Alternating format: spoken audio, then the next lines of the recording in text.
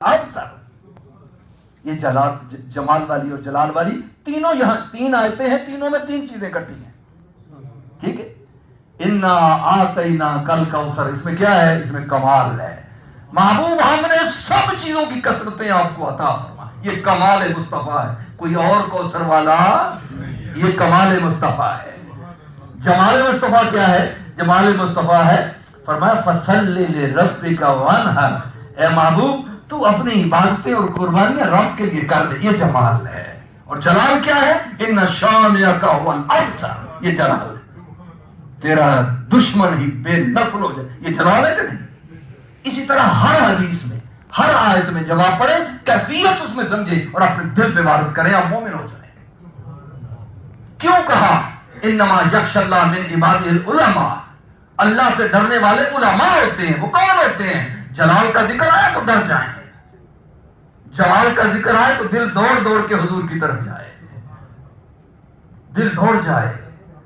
اور کمال آئے تو ذکر کرتے ہوئے تھکے ہی نہ، میرے حضور کی معراج ہے.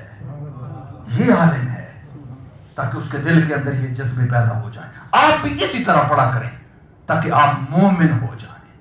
مومن وہی ہے جس میں یہ کیفیتیں ہو جائیں، کیونکہ الایمان بین الخوف والرجاء، ایمان ایک ایسی کیفیت کا نام ہے جو خوف اور امن کے درمیان رہتا ہے. سیدنا ابوبکر صدیق رضی اللہ فرماتے ہیں اگر اعلان ہو جائے نا دوزخ میں صرف ایک جائے گا تو میں ڈرتا ہوں کہیں میں ہی نہ ہوں. یہ ہے خوف.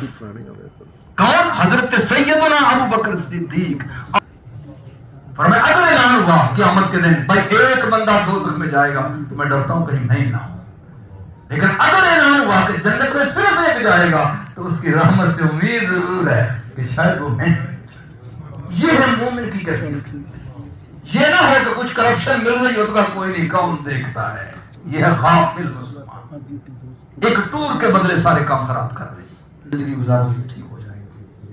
تو میں عرض کر رہا ہوں کہ یہ کیفیت جو ہے اپنے عقائد کی، اپنے بزرگوں کی، اپنے ان چیزوں کو بیان کرنا، یہ ہمارا دین ہے.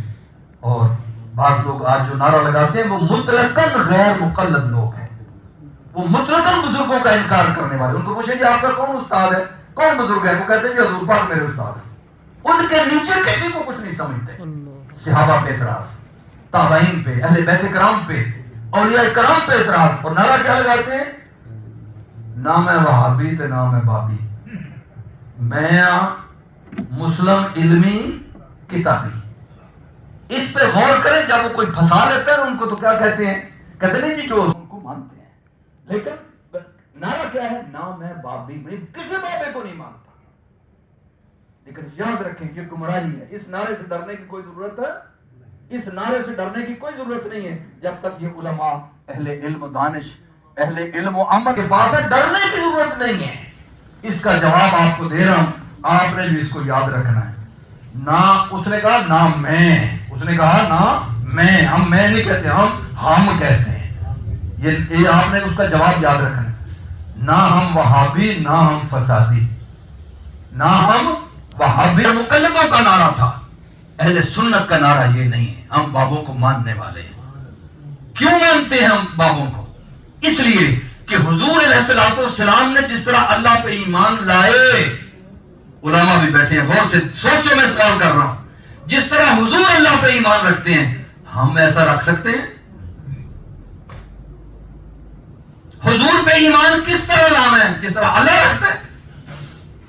بھائی نہیں، کیسے رکھیں گے؟ جیسے صحابہ نے لانا ہے. ہمارے لیے پہلا نمونہ صحابہ کرام ہے. ان کا ذکر نہ کریں تو دین مشکوک ہو جائے گا. ہمارے پاس دین صحابہ نے پہنچایا ہے، اس لیے حضور نے فرمایا اللہ اللہ فی صحابی، میرے صحابہ پہ بات کرنے سے پہلے اللہ سے ڈرنا. کفو، میں نے کہا تھا سیگا جلال والا ہے، زبانیں بند رکھو انا صحابی، میرے صحابہ کے بارے میں. کیوں کہا؟ دین مشکوک ہو جائے گا. لہذا ان کا ذکر عبادت ہے، ہر صحابی کا ذکر عبادت ہے. اس لیے ہم محمدی اماموں کے مقتدی ہیں. ہم مسلم کتابی تو ہیں مگر مقتدی. اس کو سامنے رکھنا ہے.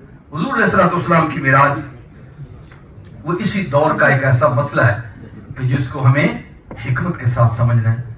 اور علامہ ارشد ضیاء صاحب اور ان کی ٹیم نے جو موضوع دیا ہے وہ سمجھ کے دیا ہے کہ معراج شریف کا جو ذکر ہے اس کو حکمت سے سمجھنا ہے، تاکہ آج کے دور کے اندر جو فتنے ہیں ہم اس فتنوں سے بھی بچ جائیں اور حضور کا ذکر بھی. ہم سارا نہیں بیان کریں گے، ہم موٹی موٹی جو پورا بیان کریں گے تاکہ ہضم بھی ہو جائے. ابھی تک جو میں نے آپ کو 2 باتیں بتائی ہیں وہ یہی ہے کہ آپ نے فتنوں سے بچنا ہے، اور فتنوں سے بچنے کے لیے اپنے اہل علم علماء کے ساتھ درس و تدریس اور تعلیم اور کلاس شروع رکھیں، ان سے حکمتیں پڑھیں تاکہ آپ فتنوں سے پڑھیں. اور دوسرا، علماء کو میں نے تھوڑا شعر بنانے کے لیے عرض کیا ہے.